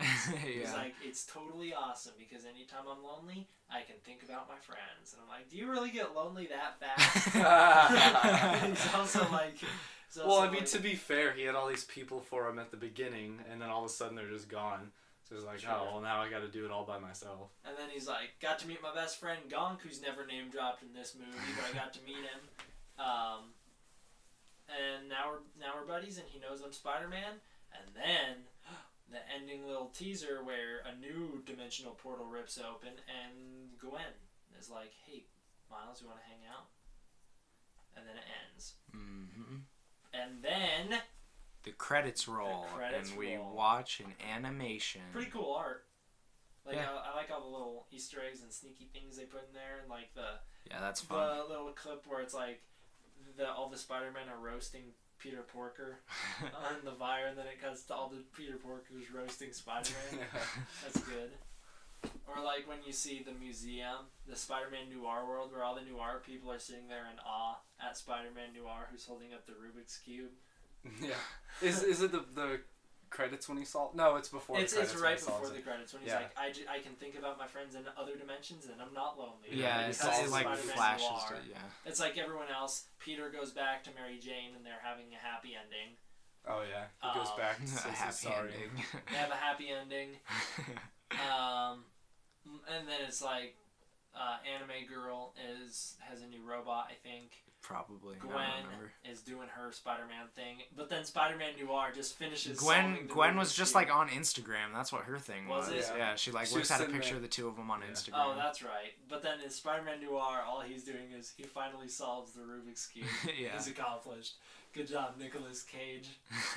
And then the post-credit scene, Mm-hmm. which is great. I figured it out. Not when they said his name, because I don't know his name, his alter ego. Yeah. But once it was the hand, when I saw the pure blue with the nails, I was like, oh, that's my Spider-Man!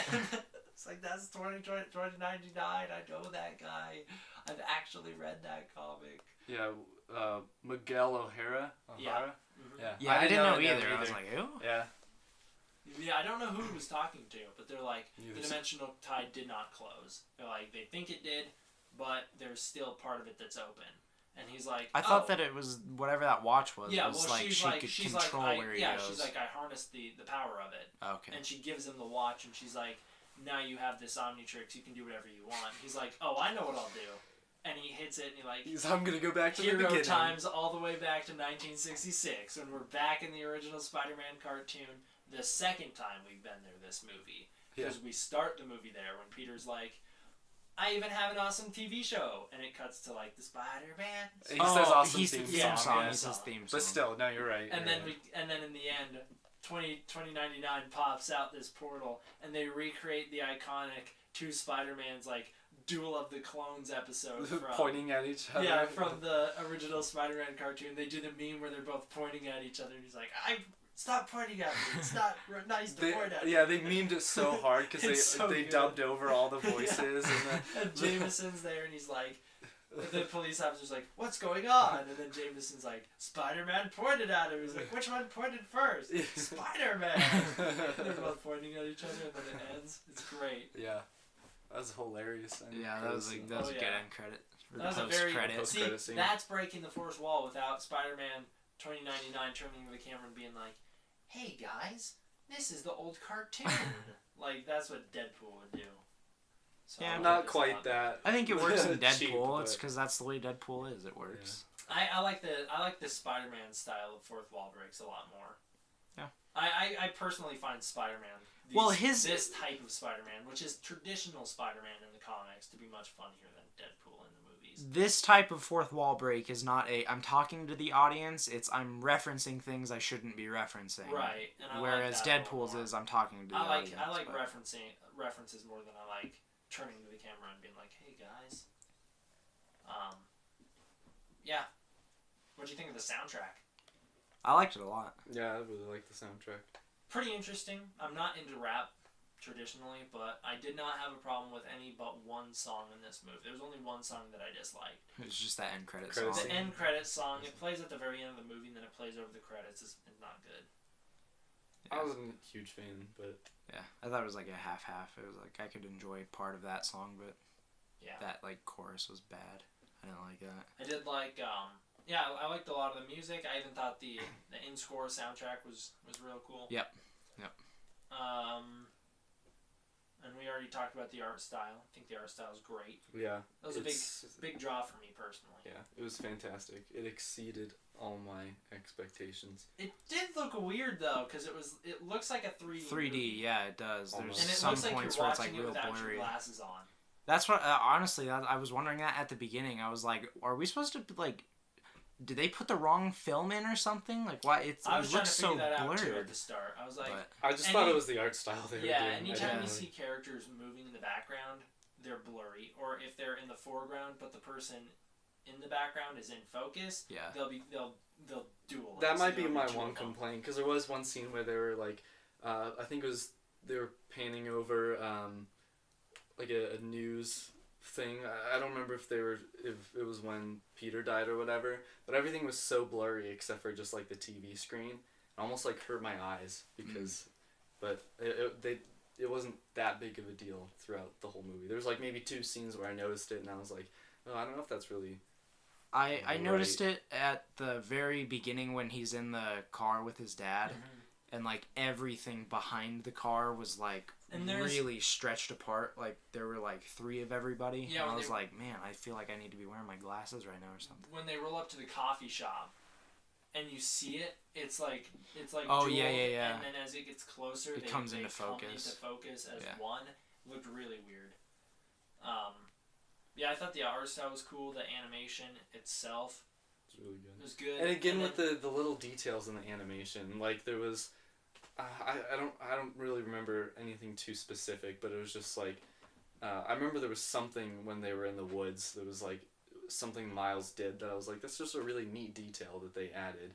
It's like so many little things that make him more human. I thought it was cool. Anytime an action sequence starts, the frame rate increases, which makes it a little more dynamic. Not Sure. not totally noticeable, but like unless you're looking for it. But I was told to pay attention for it, so I did. Sure. Thought it was cool. Yeah, voice acting was all good. I'm looking at the cast right now. There's a lot of. I don't know who played Miles. I don't recognize him. The guy that played the Peter Parker that was in most of the movie, I assume. He's just one of the guys from the New Girls cast. That's all I recognize him Oh. from. No, don't know.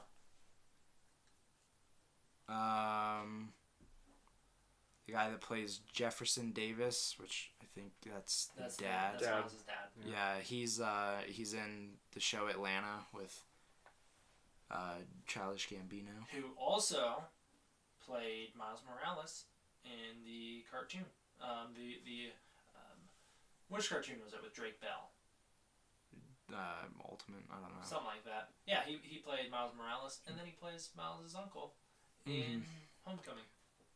John Mulaney, as we mentioned, is Yes. Spider-Ham. He's That's great. fantastic. Nicolas Cage is Spider-Man Noir. Also Also great. fantastic. It's like with Willem Dafoe, where it's like that was perfectly casted. That's how it felt with Spider-Man Noir. Catherine Hanna,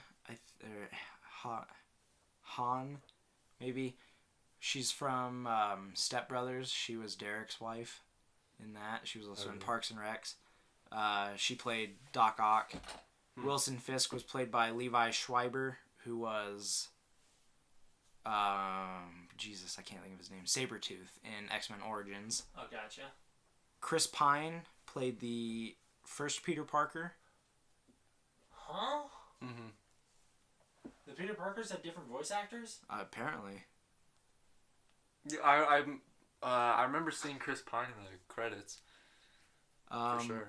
Oscar Isaac, who was in Yeah, Poe Rogue Dameron. One. Sorry. I don't know what I'm Poe thinking. Dameron Yeah, and Poe. Apocalypse. Oh yeah, he was Apocalypse. Yes, he was. He played interesting person number 1. Whoa. Stan Lee, of good. course, provided some voice acting. Oh, and they had to tribute to him at the end with Steve Ditko also credited. Yep. Yorm Tacone from The Lonely Island played Green Goblin. Who is he in The Lonely Island? One of the 3. He's one of them that's not Adam Sandler or Andy Adam Samberg. Sandler. They're also similar. He's the Is he the one that I like from Hot Rod. Yeah. Hell yeah. I mean, I feel like I saw a couple other notable people. Oh, Post Malone as Brooklyn Bystander. Which bystander? The one that had some kind of line, I guess. I don't know. He Maybe might have he been was- the one that when they landed in the crosswalk and he was like, "Thanks, New York." He might have been that one, but I don't remember what he sounded like. That was Miles Yeah, talking. that was Miles who said that. He's Was like, it? Yeah. He's like, "You want to walk around?" I thought me?" it was the guy that. Oh, okay. I don't know. Maybe I he guess was one of the guys that like leaned into Miles. He was the guy that leaned into Miles when Miles was like, "Oh, I will do better" or whatever. When Mary Jane was giving her speech and he was like he He's responded like they're all to it. counting Oh, on that me. was pretty Yeah, they're funny. all counting on me, He's and he, like, like, they're all leans- counting on me, and the guy leans. He's like, "No, you, buddy. It's more metaphoric than that." Yeah, he's like I think it's a metaphor or whatever. That was Yeah. funny. Yeah, I mean, if I had known that Post Malone was a small voice in this movie, I would have looked out for it, but I didn't see it. He was a soundtrack in the movie. He was. And then I don't see any credits for Ben Parker, but we're pretty sure that was a soundbite from Yeah. the Raimi I movies. think that was an archived recording of. Yeah, I don't see him.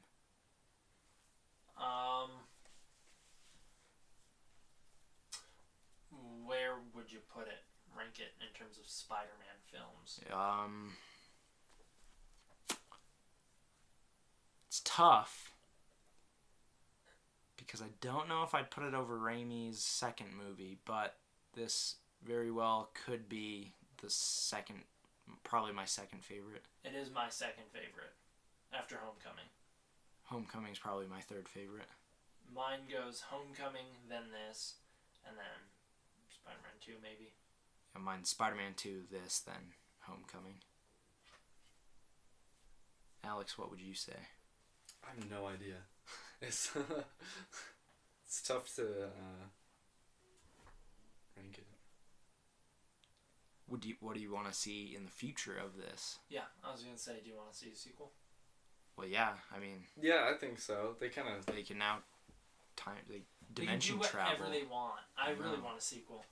I think Quite frankly, I wouldn't be upset if each one of the Peter Parkers from this movie got their own spin-off. true. I would watch Yeah. a Spider-Gwen movie. I would watch a Spider-Man Noir movie. I would watch a Spider-Ham movie. would That one watch- might be That you one got to might be be a bit ready for that one. ridiculous. You Yeah, got to be that- ready for it. That one But wouldn't work on its own, I don't think. I think it would. Nor would probably not a Penny Parker. That might be a little bit much. No, I mean, We don't know enough about her. I'm not gonna say don't make it. If they Right. want to make it, I'll go see it just so I know more I about don't the think character. they should but do solo spin-offs other than Miles and Peter. I think they should, if they want to do solo movies, Miles and Peter.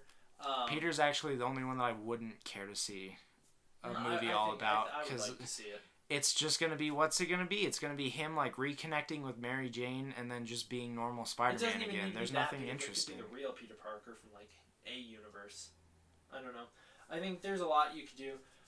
Now that you can cross dimensions, we could get a Spider-Man 2099. That'd be awesome. Well, that seems like what's happening next is Because he has the dimensional portal. yeah. I'm sure I if there's still an think Miles will be the main character in all of them. yeah, but if there's an Into the Spider-Verse 2, clearly Gwen and Miles are together, Right. and 2099 is gonna be the reason that they're all dimension shifting or Well, whatever. Gwen gets there somehow. Somehow, I don't know. Maybe she's with 2099 already. Who knows? Could be. I'd like to see the 60s Spider-Man be a character. The Cartoon. animated one? That'd be awesome. Yeah, that would be That would great. If he pretty was awesome. running around Yeah. with them, that'd be cool. And then get some of those obscure ones like Turkish Spider-Man just shooting everybody. Oh God. Turkish Spider-Man is official anything. That's It's just not, like it's a knockoff, but Yeah. it's awesome. Like Japanese Spider-Man, it's not official, but it's like so popular as a meme online that they actually make Blu-rays of it now. yeah. I'm definitely I would like to see more. I would love to. I think that Sony should like make a Venom 2 just so we can see what it'd be. You already set it up, but like cancel every other movie we're gonna make. Do the animation. Focus on just that so you can get it right. Don't screw this up. Let the MCU have back the live action rights to all these guys. Do the animation. I don't think Marvel MCU. I don't think Marvel would have ever made this movie. So I'm glad that Sony has the rights to these characters. But at the same time, it's like give the live action rights back. You don't do good with them. Clearly, they know what they're doing with the animation. This is like I've never seen a movie animated like this. I've also like.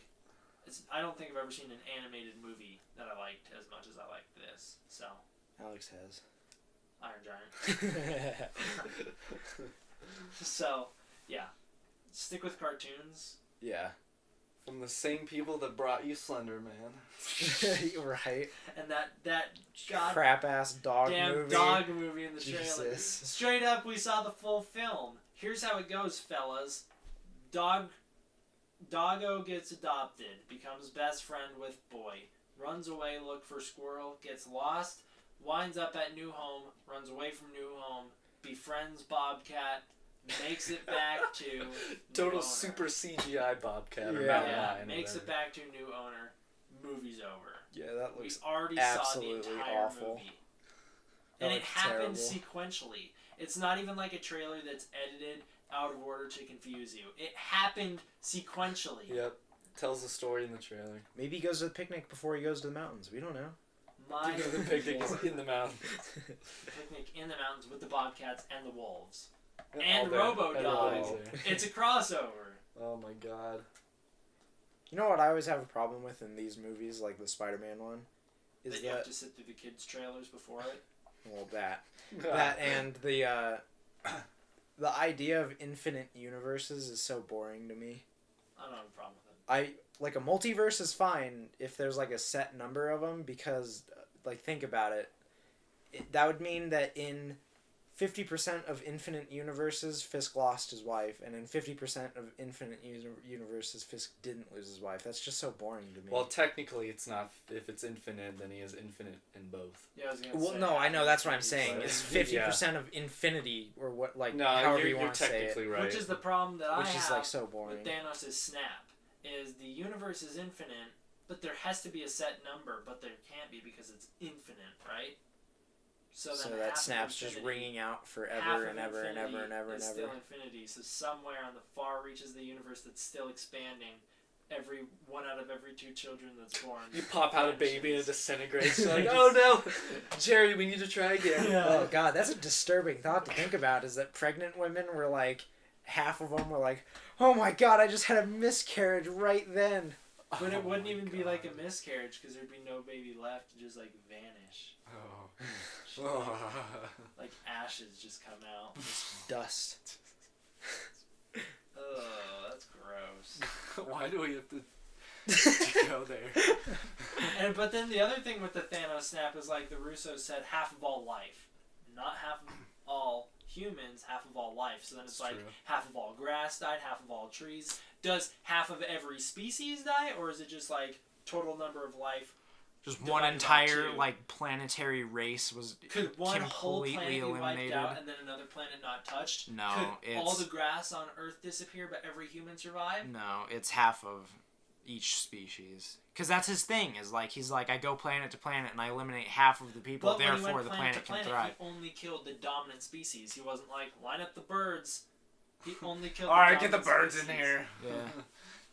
Just saying. It's like Noah's Ark trying to line them all up and like, all right, I'll snap. I need to What do you have think a happened to one-on-one those with- people that he already did that to? Like, do you think half of the remaining I'd be Asgardians are like, Oh my gone now? god! Yeah, So the now very there's only first like a place, quarter of them left. The Also- very first place he goes to, there's one guy left. Avengers speculation. Tony's like, lost in space, gonna die out here. Right in the trailer? What if Valkyrie and them find him? Oh, yeah, Because that'd be kind everyone of cool. online is talking about like, it's gonna be Pepper Potts with Yeah. the new Iron Man God. armor. I hear It's that all gonna the be time. Captain Marvel. But then I was I don't remember which YouTuber. I think it might have been Mr. Sunday Movies was like, hey, we never saw what happened to like Valkyrie and them, and I was like, oh, that's a good point. Man, what? No. What if it was like? What if that happened, and Korg was with him, and Korg and Iron Man, like that's like how he comes back because he's with Korg. I feel like that would ruin it. Why? Because it's like this big like Maybe Korg died from the snap. maybe. I thought that they had said that he didn't, because the Russos like No, they said something his about face- half the people. They said but, his fate was ambiguous, but Oh. they said that yeah, they did say that half the Asgardians at the start of Infinity War make it out. but like, it's like this somber moment of Tony being alone in space. Then hey man, He's his got name's Nebula Korg. with him. Name's Korg, Is made that of her name? rocks. Did I make that up, or is her name actually Nebula? Her name's Nebula. Okay, good. I was like, huh. But in the trailer, she's not there. She is. She touches his shoulder. The shot of her in the trailer when she puts her hand on someone's shoulder, it's Tony. What? Yeah, she totally hits him with that. Anyways, Yeah, what do you guys think of Spider-Man. Spider-Man? Did you piddle? Oh, big time. Yeah, definitely. There was a hefty urination after the movie for sure. I can actually see you piddled all the way up onto your sweaty armpits. That's incredibly damp. Yeah, it's a little moist. Yeah, second favorite Spider-Man movie, so you bet your booty I piddled all over the place. For sure. I'd like to see more of this in the game sequel. Not universe hopping, but more of like Miles Morales. That does kind of suck about the game, like that they're just suits that Peter wears rather than like being actual characters. Yeah. Because I mean, that could change in a sequel to the game, though. Yeah, Yeah. true. Never know. They did it before, and it was one of the more popular Spider-Man games on PS3, I think. How many did they make? There's a lot of so Spider-Man many games. Spider-Man games. Yeah. Huh. Although that one wasn't like a free roam based game. That one I think was like level to level, if I remember correctly. Again, I only played it at my friend's house, so I don't know for sure. I remember a Spider-Man 3 Wii game where you would flick the That's kind of cool. Wiimotes to They need something like that. I think it was. They have a like They need a VR good experience, VR. but They it need a good sucks. one with gloves. They need VR gloves. But you Yeah, don't get the thrill of swinging. Big in VR. piddle. it All sucks. over Yeah, for this movie. I think Good. swinging in VR would make me super sick. That too. But I mean, it's like Or Probably it's like climbing throw up. upside down on a building. Maybe. Yeah, I can't handle fluid motion on VR very well, so. But it's like it really sucks when you're like, wow, this is cool. I'm swinging from buildings, but you're like obviously just standing in your room with a. You don't know, Oculus dude. Rift Have you tried some of those games? Because there's like a part in the Batman VR game where you're on an elevator and you really feel like you're moving. The worst one I did was Google Earth in VR. Oh, I was yeah. like sliding around the ground. And I was like, oh my goodness! Or like there's two views, like when you're viewing it like straight on, and when you go to street view, and it's like, oh my goodness, like where am I standing? Yeah, I mean, when that elevator started moving, I was like, I literally felt like my body drop. I was like, whoa, I'm going down right now. But I feel like if you were swinging, it would like lose its appeal pretty fast. I just think I'd throw up. I Sure, can't. I tried to fly a X-wing or whatever, and that one had me on the verge of puking.